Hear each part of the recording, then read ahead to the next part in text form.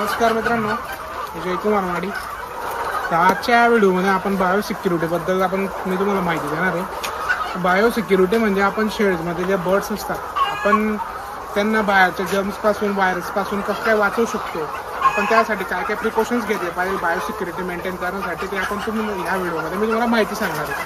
तर तुम्ही थोडं पुढे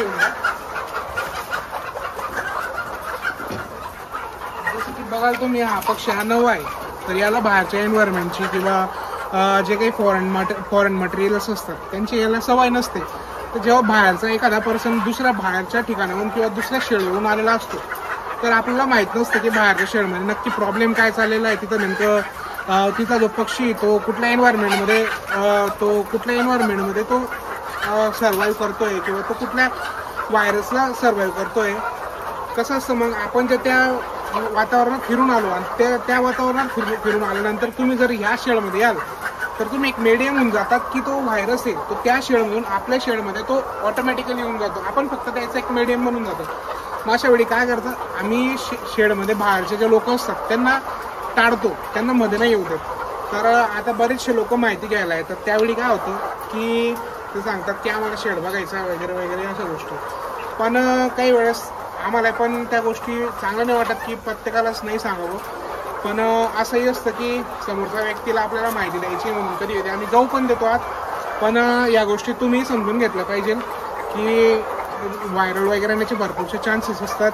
त्यामुळे तुम्हाला जर माहिती हवी असेल तर तुम्ही आपल्या चॅनलला, आता आम्ही व्हिडिओ दररोज सोडतोय, तर तुम्ही त्या व्हिडिओमधून बऱ्यापैकी माहिती गोळा करू शकतात. किंवा तुम्ही आम्हाला पर्सनल मेसेज जरी केला तरी आम्ही तुम्हाला मेसेजद्वारे, कॉलद्वारे आम्ही तुम्हाला माहिती देऊ. पण असं पर्सनली वगैरे तुम्ही थोडं समजून घेतलं पाहिजे. तर विषय दुसरा असा असतो की आपण बायोसिक्युरिटी कशी मेंटेन केली पाहिजे. तर हेच झालं की बाहेरून येणाऱ्या व्यक्तींना शेडपासून लांब ठेवायचं. त्यानंतर दररोज शेडमध्ये फवारणी झालेली पाहिजे आणि जो शेडचा आसपासचा परिसर आहे तो एकदम स्वच्छ असला पाहिजे. नाहीतर मग कसं असतं, शेडचा आजूबाजू खूप सारे वनस्पती वाढून गेलेले, गवत झालेलं आहे. अशामुळे ना जे काही जर्म्स असतात, जो व्हायरस असतो तो जास्त डेव्हलप होतो आणि तो त्याचा जो म्हणजे कॉन्सन्ट्रेशन आहे ते खूप वाढतं. आणि अशामुळे तो कधी आउट ऑफ कव्हरेज गेला की मग आपल्याला त्या गोष्टी महागात पडत असतात. त्याच्या दिवशी मित्रांनो या शेडमध्ये कोरायजाचा प्रॉब्लेम मला दिसून आला. कोरायजा म्हणजे असं पक्ष्यांच्या डोळ्यांना सूज वगैरे येत होती आणि जर सूज वगैरे दिसली तर मग काय करते, तिची बाजूची कोंबडी असते, तिला एखादं म्हणजे कोंबडीचा डोळा वगैरे सुजलेला वाटला, एखादं ऑड तिला असं दिसून आली की ती काय करते, तिला टोच मारते, तिला मारून टाकते पूर्ण. तर मग हे कोरायजा वगैरे काय असे प्रॉब्लेम्स दिसून येतात. मग याला निग्लेक्ट करणं आणि मी फवारा मारणं झालं. त्यानंतर बरेचसे मेडिकेशन्स असतात ते आम्ही त्याला आता त्याचा मेडिसिनचा जो डोस आहे तो आम्ही करतोय. पण मग फवारणी वगैरे आता रोज डेली चालू आहे. तर आणि दुसरं म्हणजे की नाल्यांची दररोज नाही करतात आपल्याला, पण कमीत कमी हप्त्यातून एकदा तरी नाल्यांची स्वच्छता झाली पाहिजे. त्याच्यामुळे जे शाळू वगैरे जमतात किंवा इकोलाय वगैरे सारखे प्रॉब्लेम्स येऊन जातात.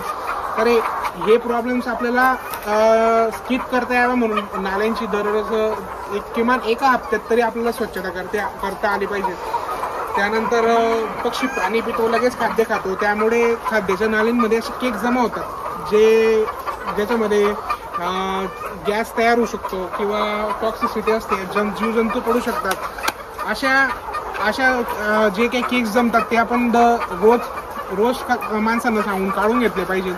त्याच्यामुळे जे पक्ष्यांमध्ये जीव होणारी टॉक्सिसिटी आहे, जे लिव्हरचे जे प्रॉब्लेम्स असतात त्यामुळे खूप सारे दूर होऊन जातात. ते अशा गोष्टी असतात बारीक ज्यांचं आपल्याला खूप आपल्याला सांभाळून काम करावं लागतं.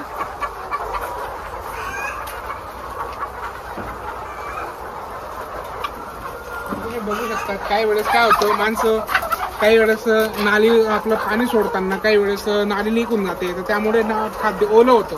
बघू शकता इथे तेच झालेलं आहे बघा, खाद्य ओलं होऊन गेलेलं आहे. पक्षी काय करतो, तेच ओलं खाद्य खातो आणि त्यामुळे झालं का मग लगेच परत कोंबड्यांमध्ये तोच प्रॉब्लेम येतो टॉक्सिसिटीचा वगैरे. मग परत मेडिसिन करा, हे करा, ते करा. मग खर्च वाढवण्यापेक्षा आपण आधीपासूनच त्या गोष्टींवर लक्ष दिलेलं पाहिजे. आणि तिसरी सर्वात महत्त्वाची गोष्ट म्हणजे शेड दररोज साफ झाला पाहिजे. रोज शेडमध्ये कमीत कमी रोज सकाळी किंवा एक वेळा तरी झाडू मारला पाहिजे वर्करांनी. त्यामुळे काय होतं, जी काही शेडमध्ये जो काही फीड वगैरे खाली पडलेलं असतं त्याच्यापासून गॅस वगैरे तयार नको व्हायला पाहिजे किंवा त्याच्यामुळे वास नको तयार व्हायला पाहिजे. मग कसं असतं, खाद्य खाली बसत जातं आणि परत ते तिथं त्याचे केक्स वगैरे बांधले गेले की वास येणं झालं, त्याच्यामध्ये किडे पडणं वगैरे, त्यामुळे बरेचसे प्रॉब्लेम येतात, व्हायरस जनरेट होतात. त्यामुळे या गोष्टी ना, या गोष्टींचा बारीक बारीक गोष्टींचा आपण लक्ष दिलं पाहिजे. या होत्या काही प्रिकॉशन्स होते जे आपण पाळले पाहिजे एक लेअर फार्मिंग करताना. तर तुम्हाला जर अशाच या रिगार्डिंग तुम्हाला पोल्ट्री रिगार्डिंग जर तुम्हाला आणखी व्हिडिओ पाहिजे असतील तर तुम्ही या चॅनलला सबस्क्राईब करा आणि जास्तीत जास्त लोकांपर्यंत आपला व्हिडिओ पोहोचवण्याचा प्रयत्न करा. लक्षात ठेवा, जाधव लेअर इंडस्ट्री.